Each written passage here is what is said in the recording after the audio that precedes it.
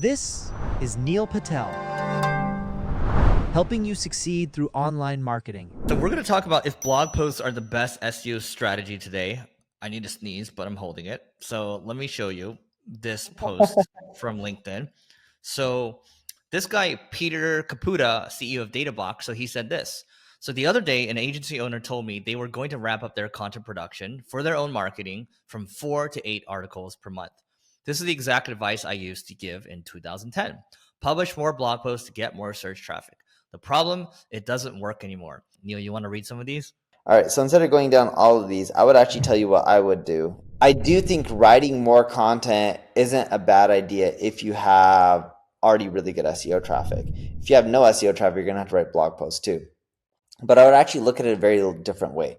I would actually look at it based on your authority. If you have low domain authority, call it 20, 30, 40, even 50, which isn't that high, I would figure out what free tools you can offer on your website to naturally build links. And you've seen this, you've done the analysis on this, Eric. What are my most popular link pages on my site? Ubersuggest? Yep, Ubersuggest.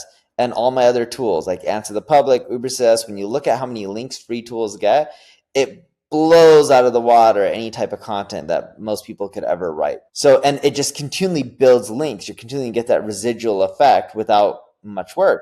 With content, you get links early on or later if you're manually building them, but like it slows down for those blog posts. While tools, you just keep getting them and they keep generating more and more traffic over time. Second thing I would do is if you already have domain authority and you already have traffic, I would first focus on, and we had an episode on this a few days ago, so make sure you listen to it, updating your content. And what we found is when you focus on updating your content, because there's already enough content on most topics on Google, we found that you generate way more traffic just keeping your old content updated and fresh. Because when someone does a search, they don't want to read something that's a year old or 5 years old. They want to read something that's a week old, 2 weeks old. And this is why Wikipedia ranks for a lot of terms. It's not that it's a best source of content on animals or presidents or whatnot. There's probably a website that has better content on those subjects than Wikipedia. But what Wikipedia does well is they keep their content fresh and up to date. So what we do is we'll go into Google Search Console, look at that page, its traffic, compare it to a year ago and compare it to 3 months ago.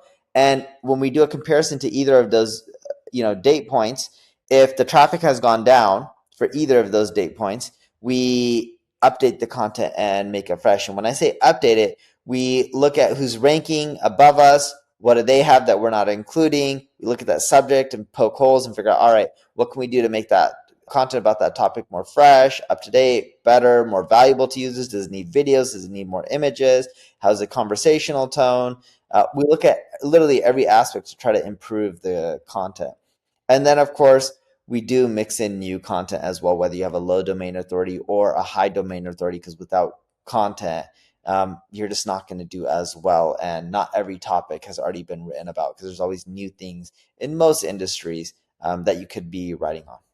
You know, it's interesting. This is something I'm in the middle of debating on right now. It's to bring back the piece of our software that shows where you're decaying traffic and just giving it away for free, because that's something that's helpful, right? But like even rewinding back into how I'm thinking about YouTube right now, the way we used to create videos for YouTube probably worked really well 5-6 years ago. This is why we got a lot more views, because the quality bar was a lot lower. But the quality bar has actually risen quite a bit more. But this also applies to SEO as well. Everyone's writing blog posts. Everyone's doing the same stuff from 10 years ago. Sure, you can talk about trending news. Yes, absolutely, that works. We do that with marketing school. Yes, you can share data. You can share reports. That's cool, but it's still not as linkable from like an asset standpoint as a free product, right? Like back in the day, by the way, maybe 10 years ago, everyone's talking about infographics. In fact, Neil would spend like $30,000 on an infographic and it would get a ton of links, right? But right now, if he did it, he'd be a dumbass if he did it. So No one cares for the infographics. Like, they're cool to look at, but you're not going to get a ton of links like you used to.